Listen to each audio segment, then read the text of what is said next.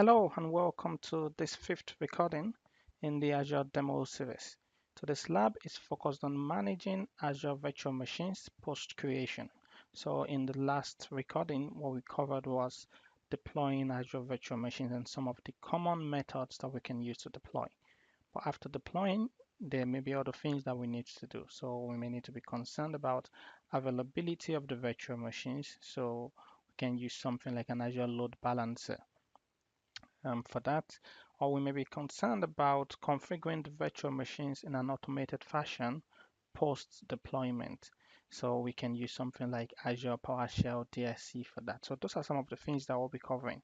So today there are three main areas that we're covering. Number one area is deploying and configuring an Azure load balancer to load balance across two virtual machines. Number two area that we're covering is around configuring an Azure virtual machine post creation using Azure PowerShell DSC, which I know for some may be a complex topic, but we'll do a short demo on that today. And then finally, we'll cover the area of managing disks and volumes using Windows storage spaces. So just to emphasize that the same tools that we use for managing disk and volume on premises can also apply in the cloud environment. And also to mention that most likely I'll break this down into three separate videos to avoid the video going too long. The last one was too long for my liking. That was about 30 minutes. I would like this demo series to be short um, and as quick as possible. So what about the instructions that we're following today? Let's go back to a normal GitHub page. I'll just search for 20533 GitHub and we'll go under the Microsoft Learning link there. And under instructions, we want lab 04. So lab AK04, AK standing for answer key. And these are the exercises that we'll cover today. So before I go ahead and start with the lab for today, I just like to bring up something that I forgot to do in the last recording. So in the last recording, after finishing everything, I forgot to mention how to clean up that environment. So just to bring that up, you'll be using this command that's part of the modules that we imported in the earlier parts of this series. So that will be remove 20533D environment is going to ask you to authorize to proceed. So if you type R to run once, then it's going to ask you which lab environment do you want to remove. Go typo there. So the lab environment that you want to specify lab number 3. And then once you press enter, it's going to ask for you to authorize again. You type yes to that over here. And then that's going to begin to clear up the resource group from the last lab. So ensure that you do that because you don't want to run into Azure limits when you're doing this lab. So that's a really good thing to do. So let's move on for today's lab. So the very first thing that we're going to do in today's lab is let's go into our virtual machine first. So this is our lab virtual machine. And am I in the lab virtual machine? Let's go back. Okay, yeah, here we go. So this is our lab virtual machine that I'm in now. So the first thing that we're going to do is we're going to set up our environment for this lab. So this is one of the areas that we need our automated script. So I'll bring up PowerShell and run it as administrator. And let's go through that. And the very first thing I'm going to run is I'm going to run this command to set the execution policy to unrestricted. Type A to allow all. And then I'm going to import the module that we're going to use. So that import module add 20533D environment and I press enter to that. I type R to continue. And then finally, I'll type in add 20533D environment. And if I press enter to that. So it's going to ask me which lab do I want to set up. In this case, we want to set up lab number 4. And I'm going to press enter. It's going to give me some information on lab number 4 of what we're doing. It's going to tell me some things that the script will do. So it says here, it says it will set up some global variables, the Azure region. It will also deploy 3 Windows Server 2016 Azure VMs in the same resource group in that region. And I'll show you a diagram of what that looks like in a minute. Do I want to proceed? I type yes to proceed and press enter. Ask me to sign into my Azure account. I put in my email address.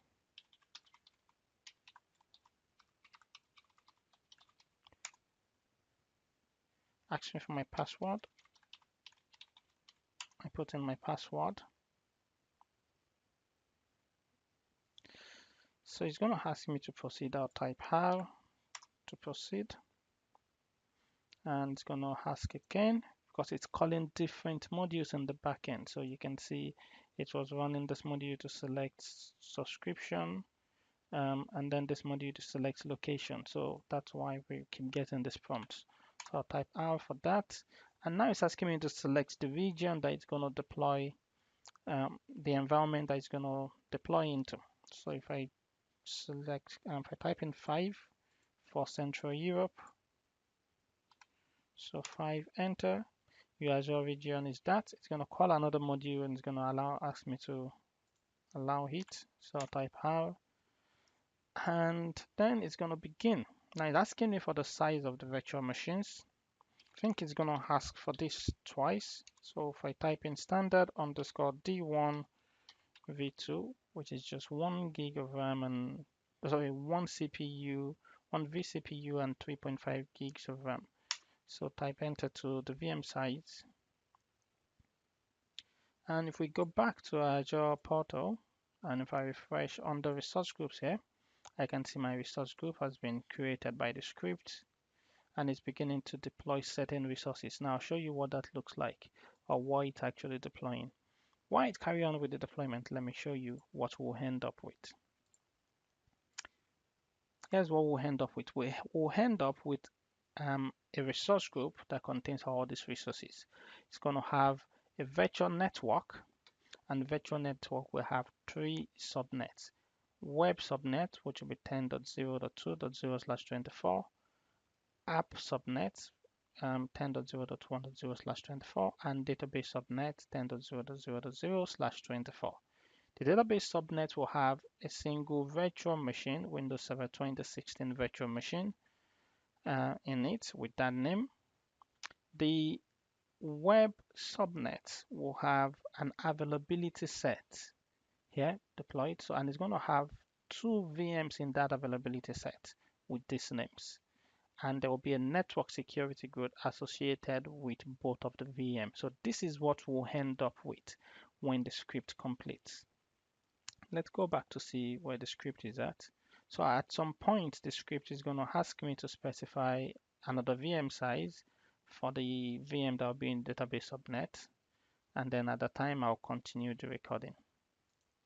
Okay, so I've reached the point where it's asking for the size of the other machine. Let's go check where it's deployed first of all. So now you can see I've got VM0 and VM1, and now it's asking for the size for VM2. So I'll just go ahead and type in the same size here. So that'll be standard underscore D1 underscore V2, and I'll press enter to that. So it's going to carry on with the last VM deployment, and then once it finishes, I'll come back and then we'll continue from there. Okay, so the script completed running, so it took about 12 minutes to complete the deployment. So let's review what we have. So that's the very first task that we'll be doing. It's a quick review of what we have, which we already gone through anyway, or already went through. So this is what we have currently. And then the very first task, the other task that we'll be doing is we're going to create and configure Azure load balancing. We've already reviewed the existing environment, and we're going to implement an Azure load balancer. And the goal is to deploy a new public load balancer and configure it to load balance traffic between the two VMs in the web subnet. So that'll be between these two VMs. So this is essentially what we want. We're going to deploy the load balancer there for the availability set and the VMs within it. Let's go ahead and do that. Back to our lab virtual machine and go to the Azure portal. So in the Azure portal, what we want to do is if we go on the new networking and we say load balancer here. So then if you click on load balancer and then in the create load balancer blade, let's put in the details that we have in the lab manual. So we'll make it a public load balancer. We're going to click on choose a public IP. I'm going to create a new public IP address. And for the public IP name, we'll give it the name and we'll leave that set to dynamic and click OK. And the production, probably want to set that to static depending on whether you're using DNS for entry into your service or you need a static IP address. But that's set to dynamic. On the resource group, I'll go ahead and click use existing resource group and put it in the resource group that was created by the script. And then leave the location to West Europe, which is where I did my other deployment, and then I'll click on create. So the deployment is going on. I'll pause the recording and then I'll come back once that finishes. Okay, so the load balancer is successfully deployed, as you can see here. So let's go. So I can either click on go to resource here, or you can look for load balancer in the left pane. Or if you don't find it here, just click on more services and search for it. I have it here, so I'll just click on load balancers, then click on the load balancer I created earlier. So what we'll do is we'll start from the top side from backend pools here and then configure downwards. So we already configured our front-end IP during the creation. So first thing I click on backend pools and then I'll click on add. It's going to ask me to specify a name. I specify the name of the backend pool. So what I'm trying to do here is to let the load balancer know, if I bring up the diagram, what's the pool that you're going to be distributing traffic to in the end. What are the options? So that's what I'm specifying here. I'll leave that to IPv4 and I'll associate it not to a single virtual machine because that's not what I want, but to an availability set. And then if I click the drop down, I can select the availability set that was created as part of our script. So if I click on that, and then I can go ahead and add the network configuration. So what the availability set itself, or what the load balancer itself will be load balancing across, it's not just virtual machines, it's the network interface cards. So that's why we need to specify the network interface cards within this availability set. So if I go ahead and specify that, specify the first one, and network IP configuration, it's got only one, so I'll leave that, and then I'll click on that again to add the second one. So this time around VM1, not VM0, because I selected that earlier, and then my IP config for VM1, and then if I click OK to that, and then that begins to create the backend pool. I'll pause the recording now. Once it finishes, I'll come back and then we'll go ahead and configure the health probes. Okay, so the backend pool was created successfully. I can see the deployment here or the creation here. So next one is health probes. If I click on health probes, so health probes is essentially how the load balancer will identify if the instances are healthy or unhealthy. So we are the ones that we're going to specify what constitutes being healthy, what constitutes being unhealthy, and how often it's going to do the checks. So in this case, if I go for health probes and then click on add, I'll specify the name that we'll have in a lab manual.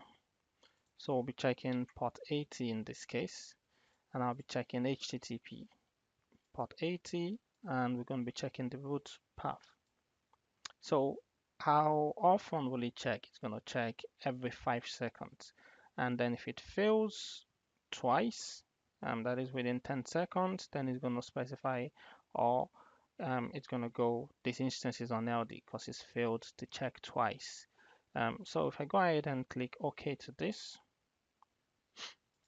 That will begin to create the probe. Again, I'll pause the recording. Once it finishes, I'll resume and we'll continue. So the probe creation completed successfully. So you can see there. So now we can move to load balancing. So load balancing is where we tell the load balancer which ports to receive traffic on and which ports to forward it to for the backend pools. So that's what we're configuring there. If I go ahead and click on add, and I'll give it a name um, according to what we have in our manual. So I'll leave that set to IPv4. For the front end, it's going to be the front end IP of the load balancer. We only have one. For the protocol, that will still be TCP, and that'll be port 80. So we're going to be receiving traffic on port 80 and then load balancing it to the backend instances on port 80 also. So the backend pool is where we select the backend pool that we created earlier. The health probe is where we select the health probe that we created earlier. And then session persistence is if we want some stickiness in terms of the session, we can specify what method we want to use. If it's just client IP, if it's client IP and protocol. I'll leave that set to none for this case. So I do timeout. So you see that says it's going to keep a TCP or HTTP connection open without relying on clients to send keep alive messages. So it's going to keep that connection open up until this amount of minutes. So even if it doesn't get anything from the client. So if you want to, you can reduce that. So maybe you consider that that could be used against you, but if you, it's up to you essentially what you want to configure there. I'll leave that as the default. For the floating IP, this is something that can help in terms of performance also. So it's where the server doesn't need to reply through the load balancer. It can reply directly using the IP address of the load balancer. So it is something that's good when we're using something like SQL, always on, but it's not the only situation where you can use this. I'll leave that disabled also in our case, and I'll click OK. So that's going to take a while. I'll pause the recording. Once it finishes, we'll continue.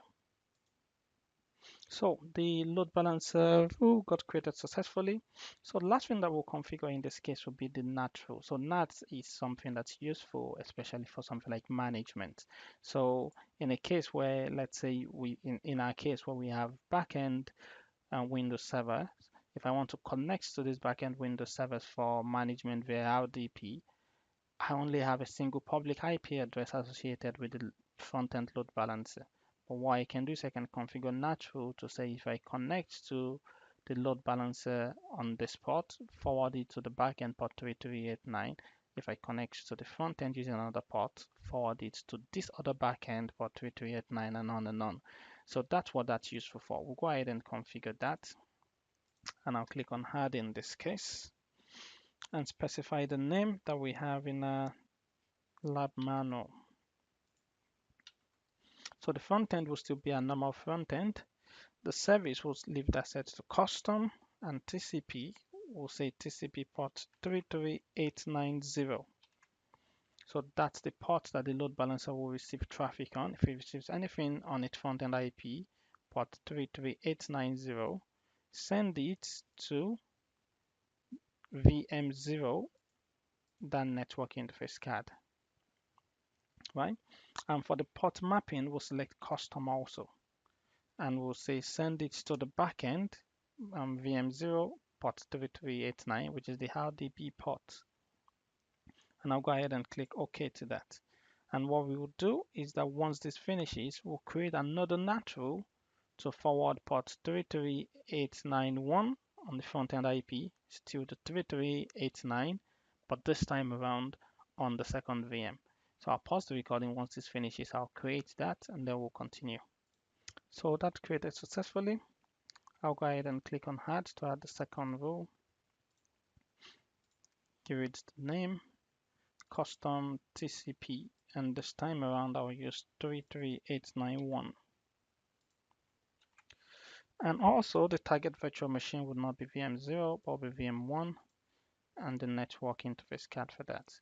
Custom mapping and 3389, and I'll click OK. So that's essentially it. and that's done. What we can do is now we can begin to configure our virtual machine. So now we have load balancing all set correctly. But what we want to do is we want to automate the configuration of VM0 and VM1. We want to configure them as web servers. We're going to install IIS on them. Now there are different options that we can use. Custom script extension is relatively straightforward and people are aware of that. But what we're going to be using in this case, in the next recording, we're going to be using Azure PowerShell DSC to do that configuration.